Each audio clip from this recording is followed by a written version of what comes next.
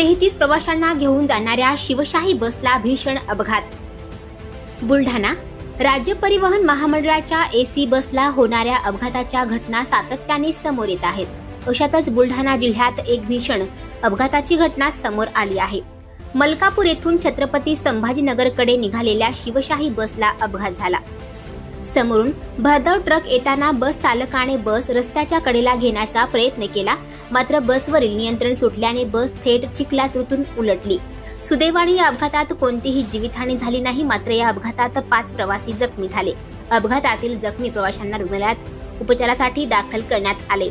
घटनास्थळावरून मिळालेल्या माहितीनुसार अपघातग्रस्त बस बुलढाणा जिल्ह्यातील मलकापूर येथून छत्रपती संभाजीनगरकडे निघाली होती। या बसमधून तब्बल 33 प्रवासी प्रवास करत होते।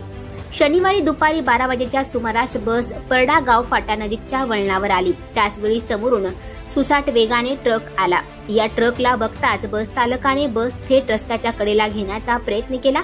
याच वेळी चिखल असल्याने चालकाचे बसवरील नियंत्रण सुटले। काही क्षणातच बस थेट रस्त्याच्या कडेला जाऊन उलटली।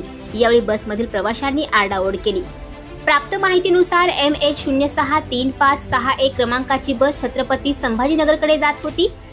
सकाळी 11 वाजता परडा फाट्याजवळ विरुद्ध दिशेने येणारा ट्रक बसवर आला। पाऊस आणि चिखल असल्याने बसचे ब्रेक देखील लागले नाहीत, मात्र चालक SN बोर्डे यांनी प्रसंगावधान राखले। बस रस्त्याच्या कडेवरील झाडावर आदळल्याने प्रवाशांचा जीव वाचला। ट्रक अंगावर आले आणि थोडं ब्रेक मारलं, वल्ल्या पावसामुळे गाडी खाली वळण्यात आली आणि गाडी ओढणं खाली गेली।